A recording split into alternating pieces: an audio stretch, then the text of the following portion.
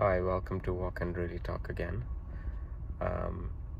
आज काफ़ी दिन हो गए थे, मैंने ब्लॉगिंग अभी नहीं करी थी, तो मैंने सोचा कि आज एक ब्लॉग किया जाए। तो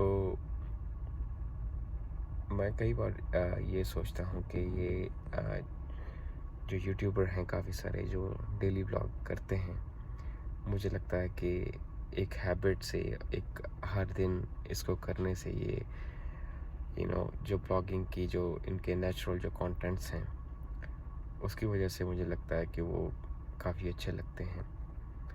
तो अगेन एफर्ट मेरा रहेगा कि जो डेली बेस जो ब्लॉगिंग है मैं उसको कर पाऊँ और उसको कंटिन्यू करूँ अच्छे से।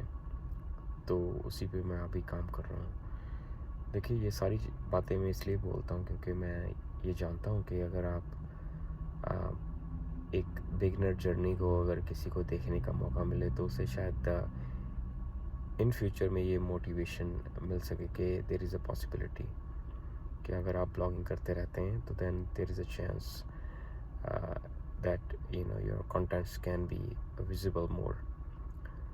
तो ये उसी के बारे में ही मैं अभी मेरे ध्यान में ये बात आ रही थी।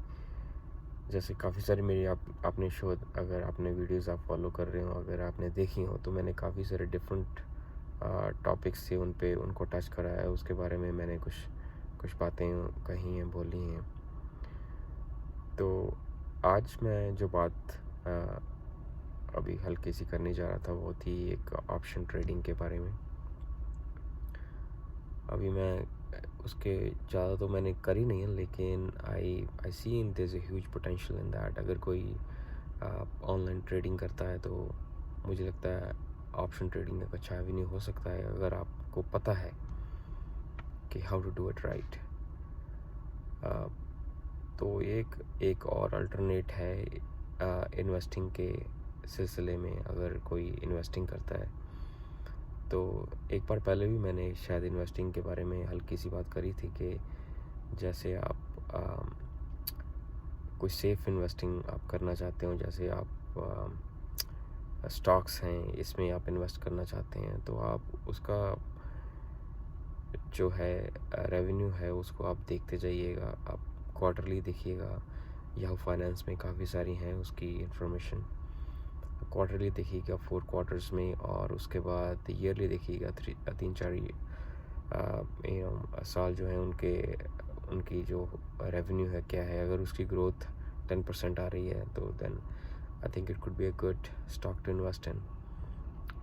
तो और देखिए किस तरह से, और आप किस तरह से रिसर्च करते हैं, किस तरह से इसको देखते हैं। आप कमेंट्स लिखिएगा, बताइएगा क्या आपका रिसर्च करने का क्या मेथड है। तो maybe I can learn a lot out of that too. तो और ये अगर आप सपोज करिए आप जितना भी आप अमाउंट उसमें इन्वेस्ट कर रहे हैं तो 5% of that should be allocated to every to actually a single stock, right. तो ये इस तरह से कर सकते हैं। और दूसरी चीज़ है ETFs हैं और इंडेक्स फंड्स हैं। ETF में ग्रुप ऑफ कंपनीज होती हैं, वो कोई मैनेज करता है और उनकी फ़ी होती है,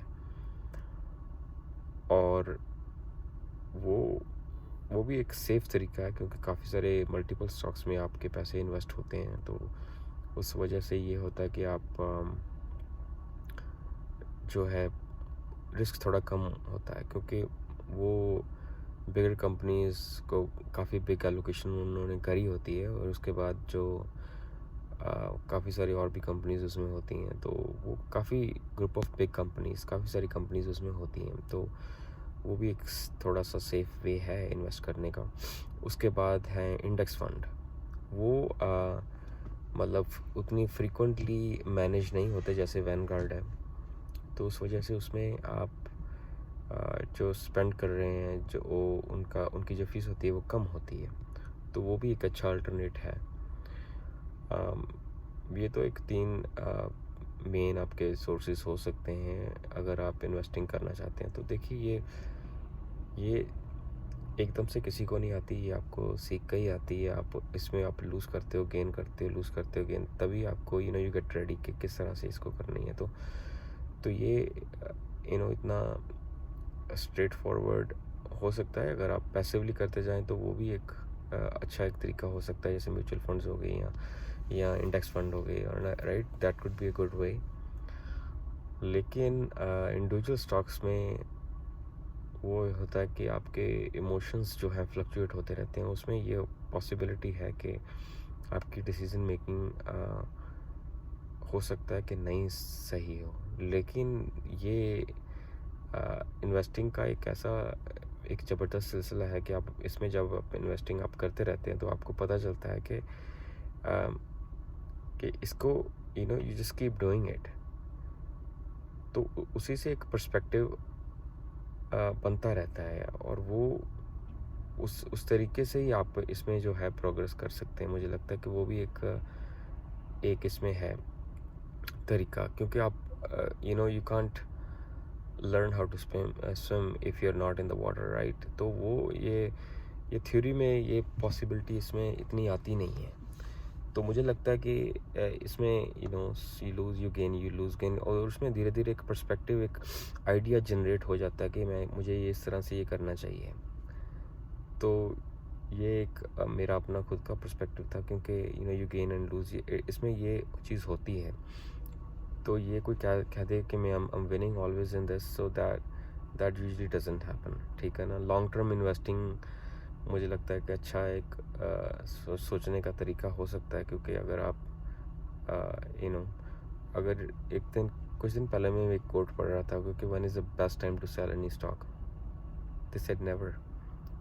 तो ये कि लॉन्ग टर्म इन्वेस्टिंग जो लोग करते हैं, मुझे लगता है कि वो सक्सेस उसको किसी न किसी लेवल पे तो हो जाती है, ठीक है ना। तो बाकी जो फास्ट जो अल्टरनेटिव हैं, जिसमें you can grow your wealth better and more and faster, वो एक ऑप्शन ट्रेडिंग का है। वो भी काफ़ी रिस्की, उतना रिस्क और रिवार्ड सेम ही रहता है उसमें। तो आपको ये इस पर टाइम स्पेंड करना पड़ता है, सीख के ये चीज़ आती है, और सीख के आती है या इसमें घुस के आती है, और आप जितना आप करते जाएं उसी तरीके से आप इसको समझते हैं धीरे धीरे। तो ये आज की ब्लॉगिंग, अब मैं बैठा था, मैंने सोचा कि चलो एक ब्लॉग बनाया जाए इसके बारे में। रिसर्च आप अपनी खुद की करते जाइएगा, देखिएगा, क्योंकि इसमें काफ़ी सारी चीज़ें होती हैं जो उसमें लर्न करनी पड़ती हैं। इनफैक्ट आप यूज़ भी ना करो, लेकिन वो आपको एक it gives you some foundation to latch on. तो एक स्ट्रक्चर और फाउंडेशन होना बहुत ज़रूरी है, कोई भी आप काम करते हैं। लेकिन अगर एकदम से कुछ चीज़ बढ़ जाए या ऐसा कुछ हो जाए, तो मुझे लगता है कि आप अनलकी हो उस केस में। अगर आप उसमें इन्वेस्ट करते रहते हो और वो बढ़ती जाती है, if you don't see the fall, वो भी एक आपको एक थ्रेट ही है, क्योंकि आपके बड़े जो रिस्क होते हैं, जब बिगर अमाउंट आप इन्वेस्ट करते, तो उसमें आपको थ्रेट आपका ज़्यादा बढ़ गया, क्योंकि आपने कभी वो देखा ही नहीं, वो साइड देखी नहीं।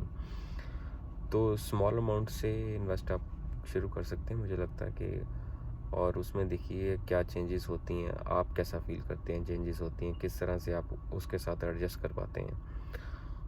तो ये एक इन्वेस्टिंग का एक तरीका हो सकता है मेरे हिसाब से। अगर आप पैसिवली करना चाहते हैं तो म्यूचुअल फंड में डाल दीजिए, जैसे वो डे रामजी बोलते रहते हैं कि वो आप ग्रोथ जो है म्यूचुअल फंड्स उसमें डालिए, वो उसकी आपको ईयरली आपको दिख जाएगा ईयरली कितनी ग्रोथ आ रही है, या 5 ईयर 10 ईयर कितनी ग्रोथ आ रही है, तो आप उस हिसाब से उसको देख सकते हैं। वो भी एक पैसे बड़ा अच्छा अल्टरनेटिव है, क्योंकि by the end of the day invest तो वो भी कंपनीज में कर रहे हैं, लेकिन वो कंबाइन करती है उन्होंने कंपनी, काफ़ी group of companies are combined, तो उस हिसाब से वो इन्वेस्टिंग उसमें हो रही है, ठीक है ना। तो ये आज का वीडियो यहीं इसी के बारे में था, इन्वेस्टिंग के बारे में थोड़ा सा मेरे ध्यान में आया था कि मैंने भी बोल दूं।